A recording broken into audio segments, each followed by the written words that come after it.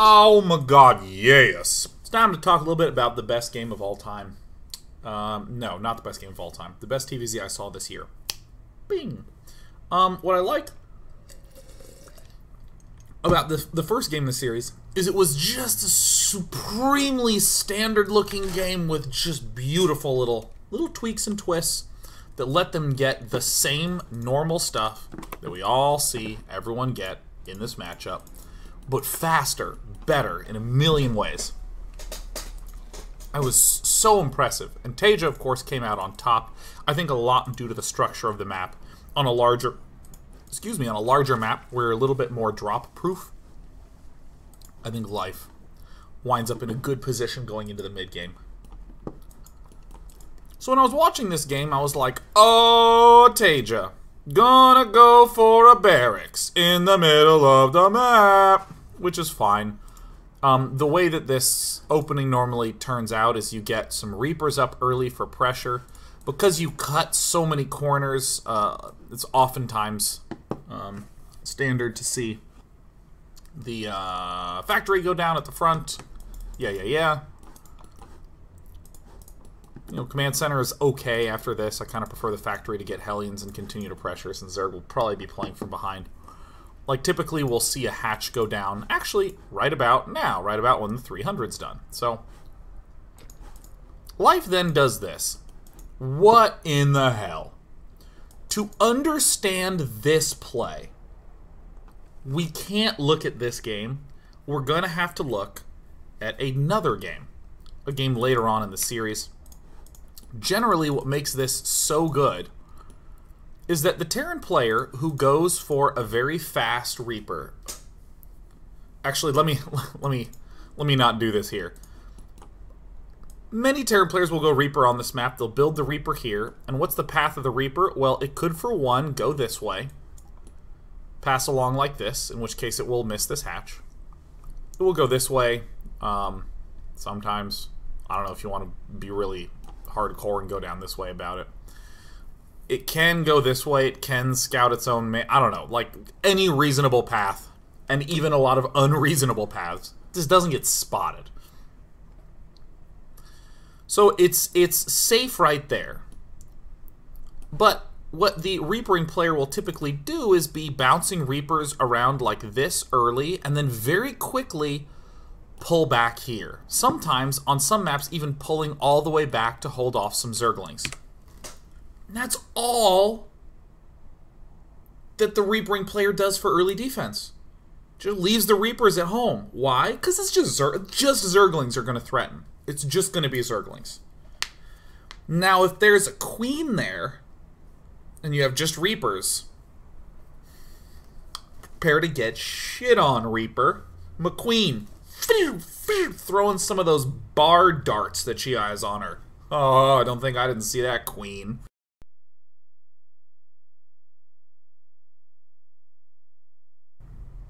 You could build a bunker in an emergency if you suddenly saw that. But, I mean, this is a very aggressive play that is designed to exploit the fact that people go Reaper with an expansion, and then they go add-on factory and then build Hellions, and this intercepts all of that at the right time. So, I'm actually going to do something a little weird to demonstrate kind of what I'm talking about here. So, the hatch is done. A Queen takes 50 seconds, so at around 5 minutes, right around 5 minutes, that is when we typically see a Queen popping out, and we'll have Zerglings popping out.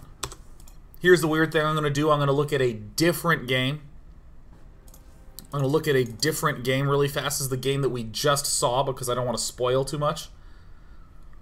We just saw this. If 5 minutes is when the Queen is out, and at 4:30 is when the proxy lings are out, we need to ask ourselves, well, dude, how good is that? Well, let's look at this game. Obviously, it's a little bit of a different build. We'll still give you a good sense of what's up. So right now is when the hatch would be done. Okay, so So where are the Hellions? Right? It hits in this window where Terran basically only has answers for slowlings. It's weird and eerie, and I'm not sure it's great, but that's at least why. So when we come back into this game, we can begin to see why Life might want to do it on this map, because this is a really open ramp. And guess what? We can block that ramp. And guess what? Taeja is going to turn out to be the best player ever. So we're not going to be able to talk about build orders because, I mean, what the hell? This is not a build. This is just insane. This is just pure insanity. So if you're Taeja, you're pretty convinced that you did it, that you won Life again. He's still mining because he wants to be getting a factory up. And then all these lings start getting built, and a queen starts getting built. I mean, look at this, 13 to 15. Surprise! Kills off the factory. Very smart choice. Gets the Zergling speed up. Sick, right?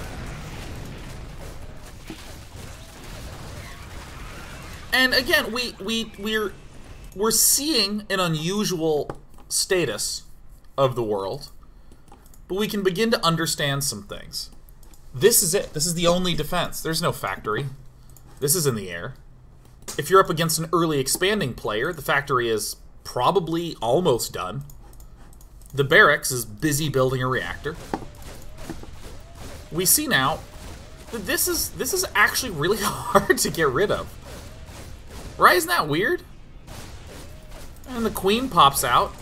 Typically, early expanders will have 2 of these guys with a little bit of intuitive micro. Keep in mind that with creep here, lings without speed are pretty fast. They have movement speed of whatever 2.95 plus 0.088 is, which still makes them a little bit slower. 2.95, let's see, it would be 3.95 minus... Wait, are these actually faster? I could have sworn. They're close enough to the same speed that I just thought the Reaper was faster. It looks like I'm utterly wrong on that. 0.088. I don't know how to do subtraction. No one's ever subtracted before. 3.83. Thank you, Clayhe. It's a pleasure. Good to see you, Clayhe. Hello. So that's great. Yeah. Apparently, with the creep, the Zerglings are faster.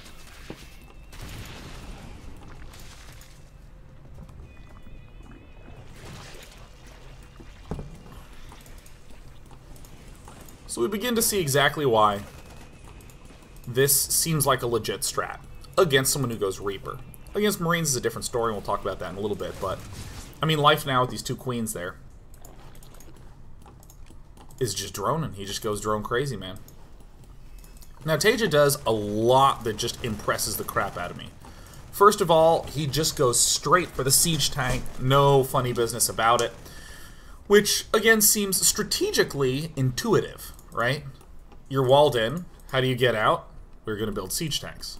But, I mean, for any of you who've played any amount of StarCraft, what makes strategic, intuitive sense is never as important or significant or impactful as a good-ass build order. So what the hell's the build order here? This is what impresses me so much about Taeja, is that he just arranges his structures in this, like, perfect synergy. Just 1 tank. He's not going tank crazy. He's not going ham on tanks. He's getting a medevac. Why? A medevac will allow him to apply a little bit of pressure. Just the 1 single tank. And then here's yet another thing that impresses the hell out of me. This makes it look like a build order.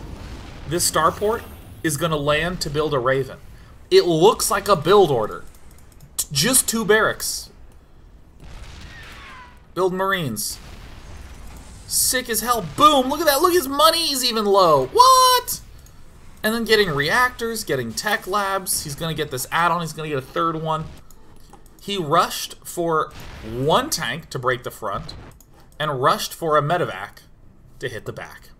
Now, in the interest of time, we're going to be going a little faster, which I think we'll be able to do because, honestly, the nuances of build orders are not what's important. It's about judgment at this point.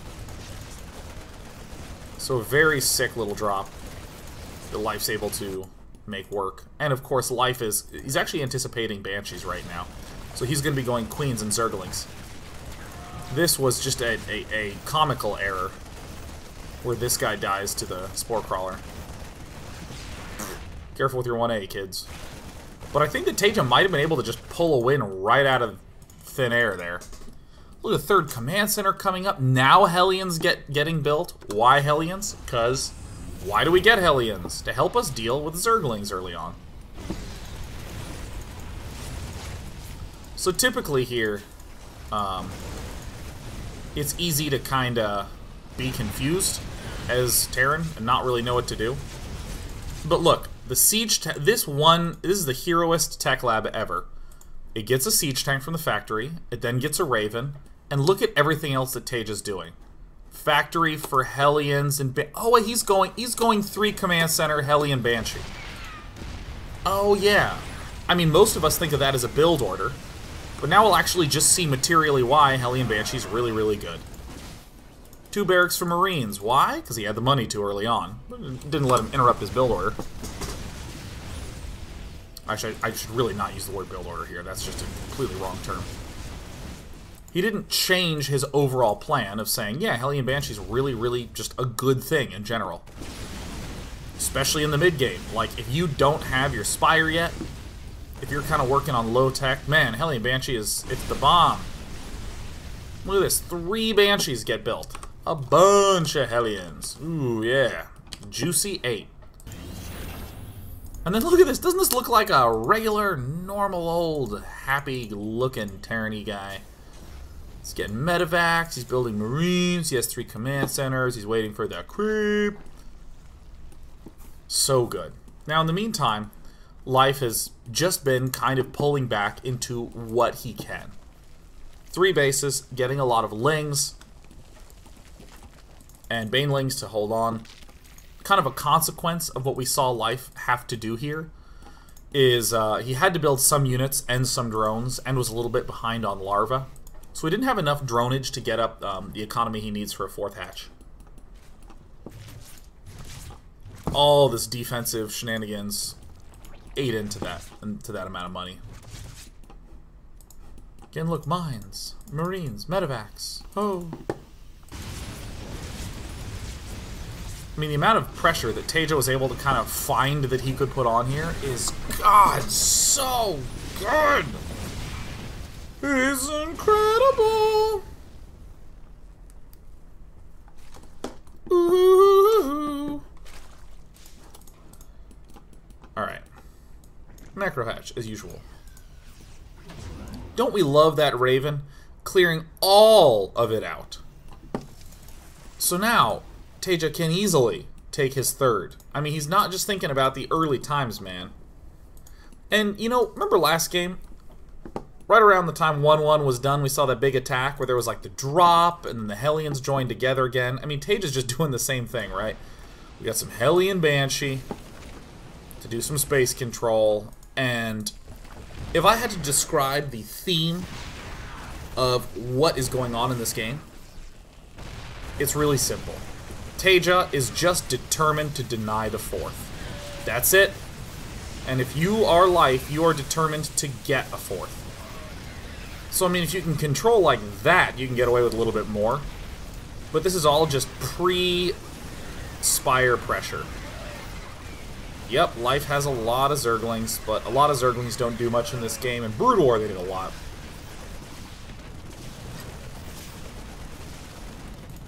I mean, we can see just how... Oh, sorry, let me just chew on this ice, because that's good for your teeth. Taeja's being fierce with stuff at the front, but it's all the stuff that went on back here that just amazes me. I mean, these were the only 4 buildings that Taeja had at the start. These are the only 4 that he's had for a long time. This tech lab to go tank, immediately Raven, immediately then go Banshee with Cloakians with these 2 barracks, and then the 2 barracks just quickly added on the add-ons to continue to get stim and other assorted things. Quickly got medevacs afterwards to turn the tank that was briefly used to do the push immediately into, like, quick pressure? Like, what? Who brings a tank for quick pressure? It's more that Taeja's entire theme of his play is these quick, aggressive pressure moves. And by getting the medevacs so fast, he was able to just dovetail whatever he built previously into the attack. So if I'm Life, I'm pretty convinced I'm dead. I'm nearly convinced that I've lost the video game. The one thing that will wind up being Life's kind of saving grace here is that we're in a situation that would typically be very bad for a Zerg player. Typically, this would be kind of doom time. Terrans need lots of minerals to make Marines. Those are the core units. Zerg more so needs gas. At this early part of the game, normally, Terran has quite a lot more minerals here, but Taeja's actually going to be out of minerals here in a little bit.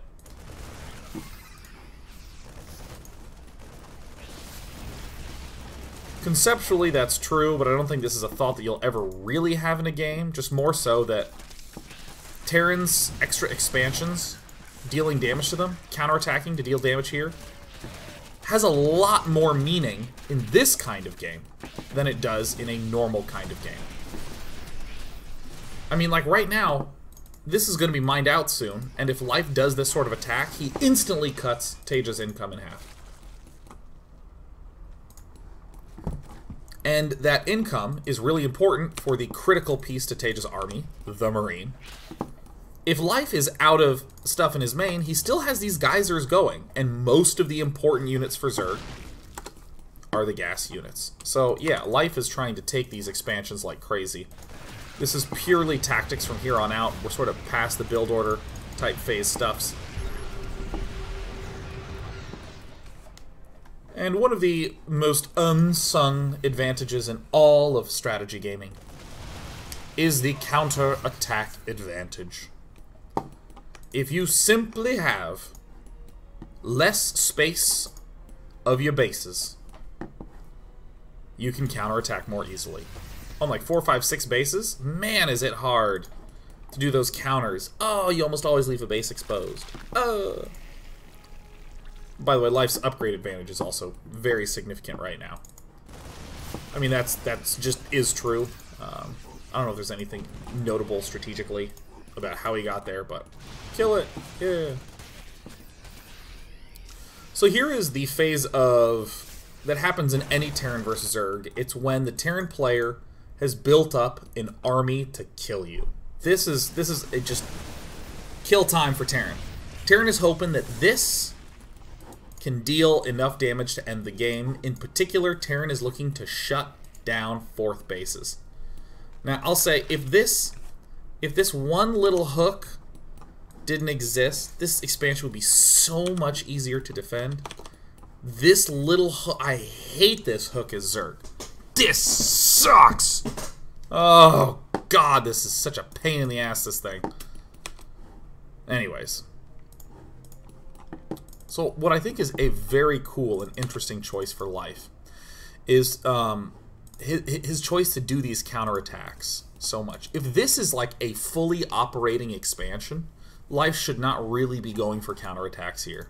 It's a more valuable play to take this. But right now, Life, I mean, he has enough drones to operate on his 3 bases. He'll pull back, he'll lose some mineral income. These geysers haven't even been mined from. I mean, it would be nice if Life could have this, but it's not running right now. And if it does start really running, Life, I mean, he doesn't have infestation pit, he doesn't have ways to use it as much. Life elects to go for this counterattack. Which is, again, it's kind of an unusual choice here.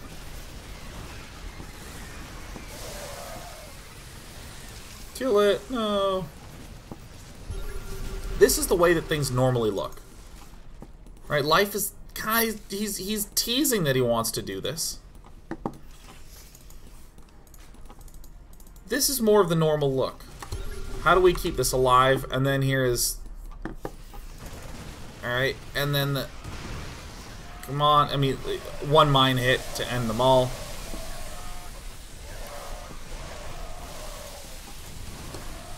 Alright, there we go. There we go. I actually misspoke earlier. I confused this time with another time. I thought life was actually going to begin the counterattacking. There's one round where he defends this. Okay, cool. So that's great. This is again, the normal look of Terran versus Zerg at this point in the game. Terran has the huge death ball that he's trying to kill with. And the question is, as Zerg, did we gather enough money? Did we gather enough money to be able to hold off this push? So here was the spot that I thought we were at earlier. Apologies for the confusion. So at this point in the game, what a Zerg player generally does is die. Taeja says, you know what, dude, I'm now finally even with you in upgrades. You're trying to build up your defenses here. That's fine. We see Mutalisk most of the time pulled down in this way. But look at this base. Boom, it's out of money. Even this is getting a little bit low on cash. This expansion has huge value. It's not just a third of the income, it is now half the income. So here comes the most daring decision that you ever will see. Some Banelings here, just to make sure that if Taeja is microing somewhere else, everything that's by the Banelings will die. And then brings, like, everything else to counter. This is so brave! Especially with the 4th base! Taeja, as always, splits, like, perfectly. I mean, this is the sort of counterattack I was expecting to... I would anticipate that you would normally just die as Zerg. That you know, you got your 3 bases, okay, that's fine, but you didn't really do enough. And in fact, in the unit tab, it's like, yeah, but this 4th base is a problem. You always have the advantage of attacking if your opponent just has more space of stuff to cover. And this was so glorious, the kill on this base. Just so, oh, so incredibly glorious. Down to 6 SCVs. That's, you know, I'll describe that as better than I would have expected. So even though this cool moment happens, where suddenly it's like, whoa, life, you might actually be able to pull this one off. It's all the decisions that life makes afterwards here that I find so cool. Because this, now Zerg's in a bind, right? We don't have enough to build a lot of Zerglings. We don't have, yeah, we don't have enough to build a lot of Zerglings. We don't have enough to do much of anything except build Mutalisks and Banelings. So what do we do with those? And this is the thing that is really just hard for Zerg. Because you can't defend this expansion. So life just kind of endlessly focuses on counterattacking and getting these units in the wrong spot. We said this earlier on, that the entire play, the entire strategy of Taeja is to deny 4th bases. So as life, taking a 4th base is nice. It would be great to have the 4th base. But life is not exactly required to keep the expansions alive. He can also use them as leverage to do better and stronger counterattacking. Look at the lane count, it's at 15.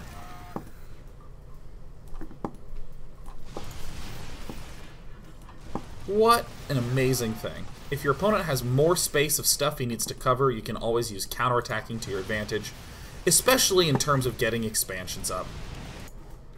I mean, these 2 expansions get to be up because Taeja's so focused on defense, and if life continues to do these sorts of attacks, then one of 2 things will happen. Taeja will either take damage here and kill off expansions, or Taeja will be able to keep his main alive, and life will get expansions. And, you know, this is the sort of play that if you're a Zerg in the normal mid-game, this is bad to have your Mutalisks here. Because you have this super critical base that you need to keep alive. But as we get into these low econ situations, especially if Zerg is behind on base, there's not a lot of high-value stuff back home to defend. And Terran is so spread out now that he kind of has the 4th base that he needs to worry about.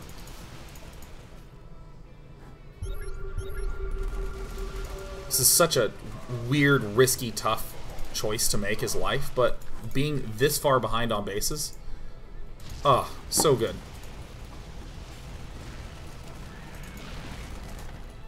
So he's just killing a little bit here, killing a little bit there. The Mutalisks in the main base make it very, very difficult to both keep the expansions alive and hope to micro against Ling Baneling. It's pretty easy for Life to look at the minimap and just click away from things. And I mean, really, it was that one attack where Taeja had to split his stuff in a weird way, and Life got an advantage. This was, I think, the big definitive advantage moment, the stuff that happened with these Mutalisks right here. Because at this point in time, it's easy to be like, oh, wait, does Life have a... Oh, wait, no, I forgot mules. I mean, even if we look at income... Come on, open up income. If we look at income, Taeja has all the income that he needs. He has the 3 bases, he has a small amount of SCVs, and he has mules. Okay, so let's look at... oops, no, this is the thing I want. Yeah, so there's a bigger army supply here. Everything so far, so good. So again, pulling these Mutalisks all the way back here. Not the highest value target. Life has this and this. He doesn't have to keep both alive. He has to keep one of them alive. A couple free kills here and there. So here's where the messed splitting happens. See, Taeja's rallied all his stuff in here. Notice this Thor is here, because Taeja has to keep all his space covered. Some mines are out here, because Taeja has to keep this space covered. Small pack of Marines here, because Taeja has to keep this space covered. Mutalisks in the main base, able to threaten everything. So this makes the force that Taeja actually brings down to the expansion weaker.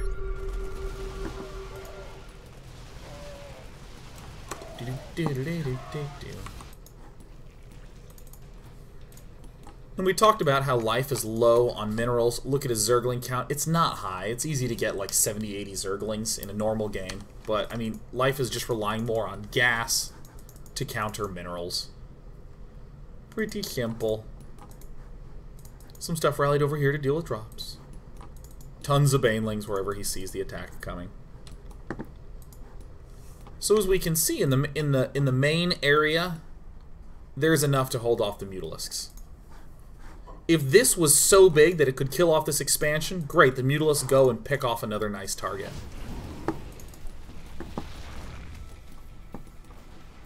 The worst timing ever. I want to see it start this engagement again. I really think that this was the play of the game. It's easy to see this as, oop, Taeja made a bad attack, but there's opportunity everywhere that Life created.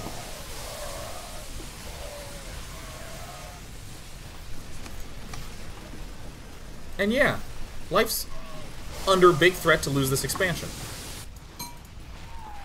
And look at that! Life is gonna lose this expansion. And there's just not enough APM in the world for Taeja to be able to focus on all those places at once. Look, there's so many Marines. I mean, if we look here, it says 42 Marines on the map. Well, here's almost half of them. Over half of them. Yeah, I mean, the expansion died. That's fine. We double expanded, man. And now, because there's just these tiny little Terran armies everywhere, Life picks off what he can. And, I mean, you're seeing things get picked off. And it's a simple idea. If Terran is spread out, Zerg units are faster. So you take your fast units, you hit whatever's weak, and you isolate that. Most of the time, Terran doesn't have an isolated army. They're doing a big death push. But if you have a base here, and here, and here, and your main, and there's a giant pack of Mutalisks, and all you have are Marines to be able to hold it off, you're gonna spread yourself out.